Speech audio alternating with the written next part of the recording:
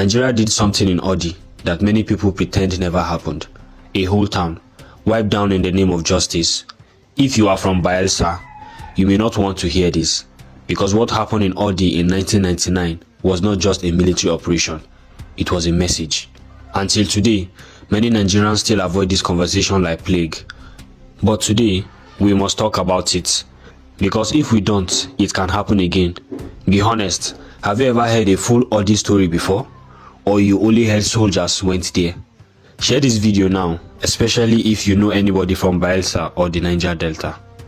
Odi was not a big city, no skyscrapers, no fancy roads, no big government presence, just a quiet Ijaw community in Bayelsa State, a place of fishermen, traders, students, mothers, normal Nigerians, the kind of place Nigeria remembers only during election. People there lived close to the river, children ran barefoot, women sold fish in the market, men went into the creeks. But even though Odi looked peaceful, there was tension, because in the Niger Delta, oil was flowing like blood, yet poverty was still the lifestyle. Oil companies were making billions, government was collecting money, but the people, many of them felt abandoned. No clean water, no good roads, no steady electricity, and the anger was growing, not just in Odi, in the entire Niger Delta. Militancy was beginning to rise, youths were getting frustrated, some were joining armed groups, some were doing kidnapping and oil theft, and government was watching everything with fear. Because one thing Nigerian government fears past anything is when poor people start getting angry. Do you believe the Niger Delta has been treated fairly by Nigeria? Talk true. But the real problem started on one particular day when something happened that shocked the whole country. In late 1999, reports say a group of armed youth attacked and killed some Nigerian policemen around the area. According to many accounts, about 12 policemen were unalived. 12. Their bodies were found. Nigeria was angry. Government was angry. Security forces were angry. And you know Nigeria. When government wants to react, they don't react with small anger.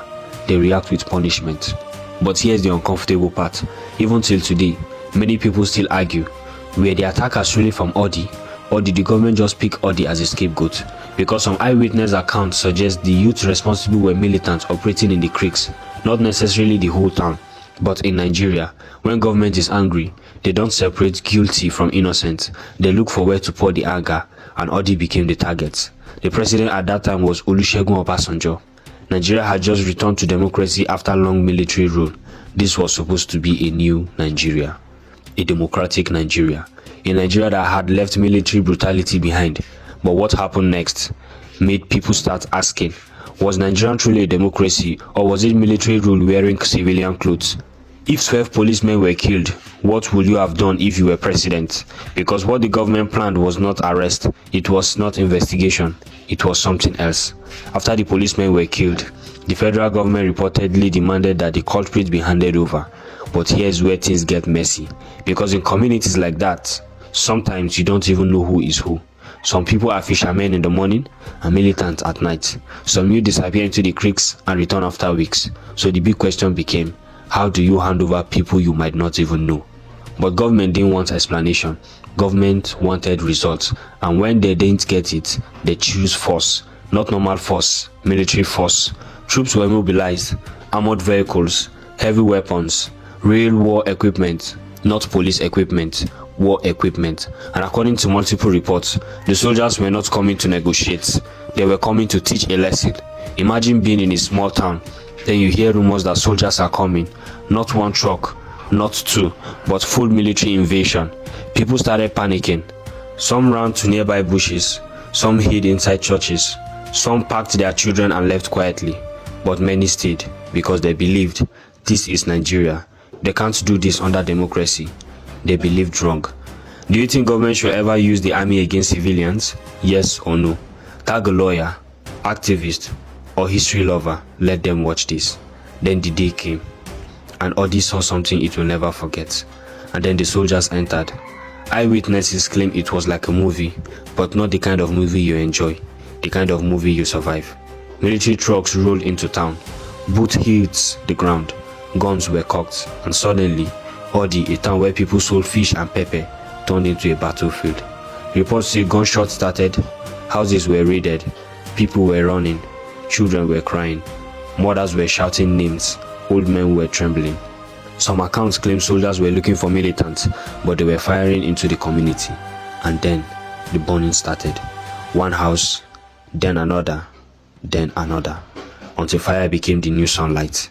Imagine wooden houses catching fire like dry paper, smoke rising into the sky, people coughing, eyes burning, women carrying babies on their backs, running barefoot through muds, men jumping fences, hiding in bushes, the sound of bullets mixing with screaming.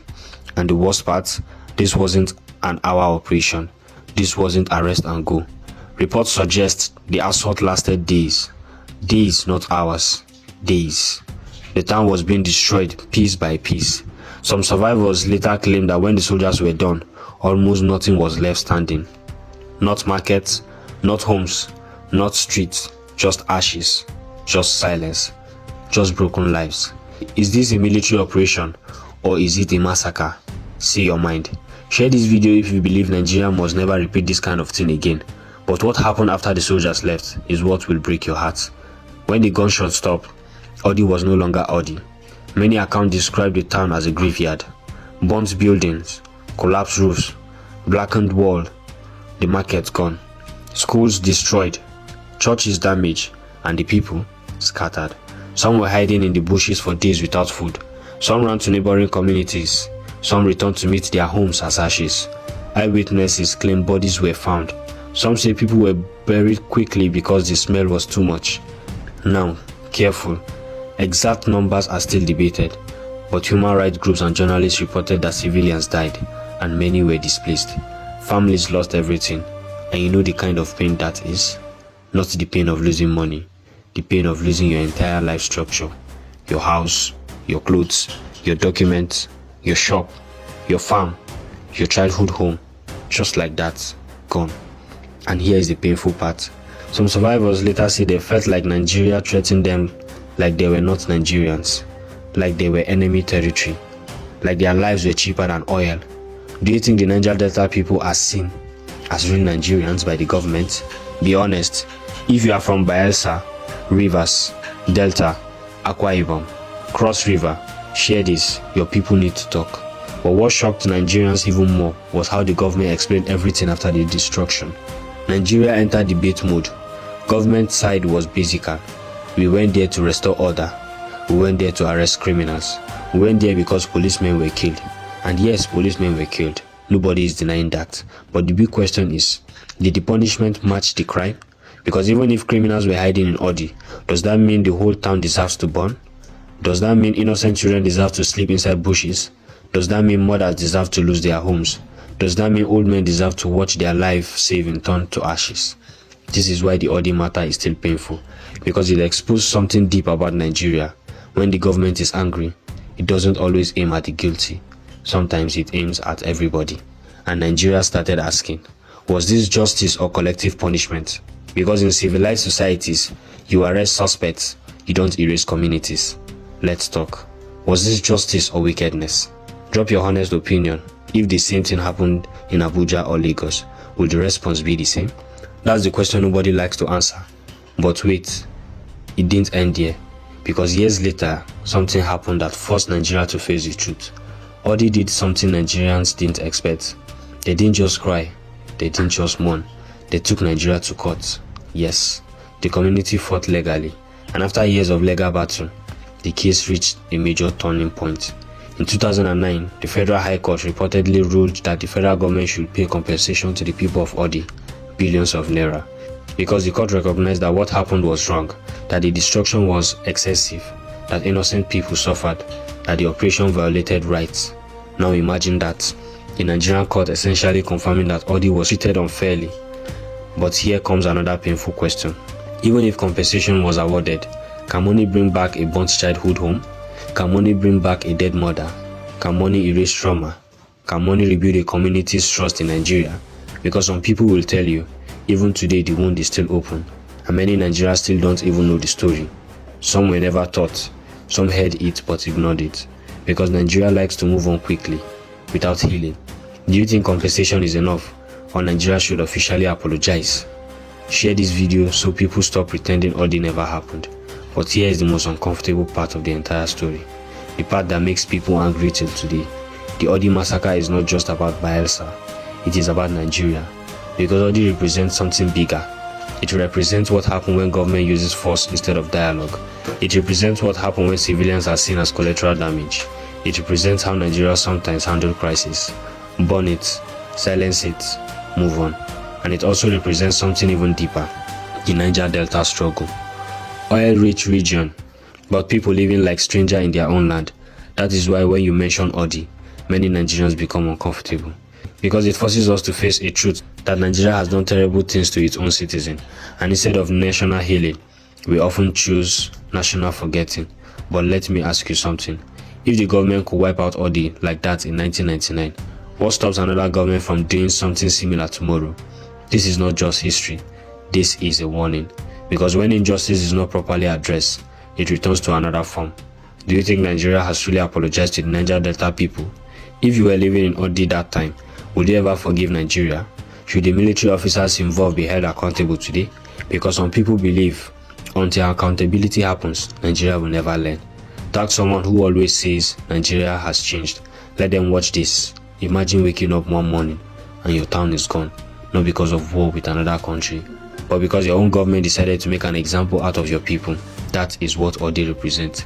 A town that became a symbol of pain, a symbol of forgetting Nigerians. And the saddest part, many Nigerians still don't talk about it. Some people pretend it didn't happen. Some people don't even know. That is why stories like this must be told. Because if we keep quiet, history will repeat itself. So I want to ask you now, no pretending. Do you believe what happened in Odi was justified? Or was it a crime against innocent Nigerians? If you were president that time, what would you have done differently? And should Nigeria officially apologize to Odi and the entire Niger Delta? Drop your honest answer in the comments. Let people argue. Let people talk. Because silence is what allows evil to grow. If you love deep Nigerian stories like this, follow this page now, because the next episode will shock you even more.